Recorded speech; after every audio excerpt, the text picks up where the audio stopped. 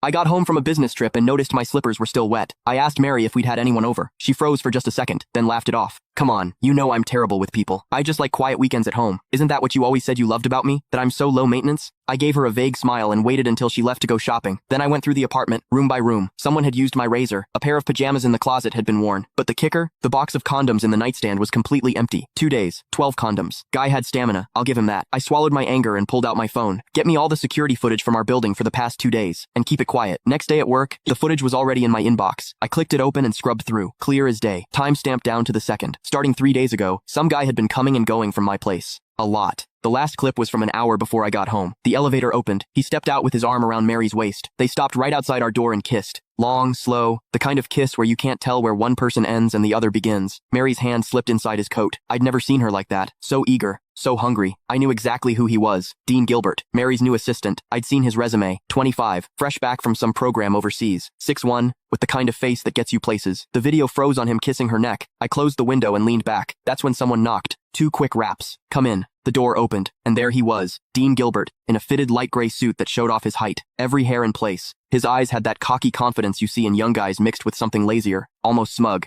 He was holding a folder. Chairman Dickerson. His voice was all business. President Henson asked me to bring over the year-end bonus list for your signature. He walked to my desk and set the folder down. No small talk. Didn't leave. Just stood there, waiting. Perfect posture. But his eyes drifted past me to the bookshelf like this was just some boring errand. I looked up at him. He didn't flinch. He even smiled, a smile that was hard to read. Normally, when Mary sent stuff like this or had her secretary bring it, I'd glance at the total and sign. She handled HR and finance. I'd always given her free rein. But today, I picked up the folder, opened it. I went through page by page. Bonuses ranged from tens of thousands to a few $100,000, nothing unusual for this year. Then I hit the last page. My hand stopped. Next to Dean Gilbert's name was a long string of numbers. Year-end. Bonus. $1 million.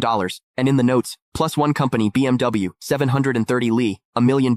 A BMW 7 Series, for an assistant who'd been here less than 6 months. I stared at that number for 2 seconds. Then I looked up. Dean was watching me. That little smile had gotten bigger, and there was something in his eyes, now impatience. Chairman Dickerson, is there a problem? His tone was still polite, but there was an edge, a push. Miss Henson is waiting to head out. He made sure to emphasize those last words. I picked up my Mont Blanc pen and uncapped it. The tip hovered over the signature line. Didn't touch down. Mr. Gilbert, you've been with the company about 5 months now, right? My voice gave nothing away. 1 week shy of 5 months. Quick answer. Smooth. I said nothing. I signed. Thank you, Chairman Dickerson. He took the folder back, flipped to check my signature, then closed it. And right as he turned to leave, I caught it. His lips moved. Fast and silent. No sound. But I could read it clear as day. 3 syllables. Old bastard. He didn't even bother closing the door behind him. I stayed in my chair. Didn't move. The pen cap clicked back into place. Sunlight streamed through the window, falling across my desk.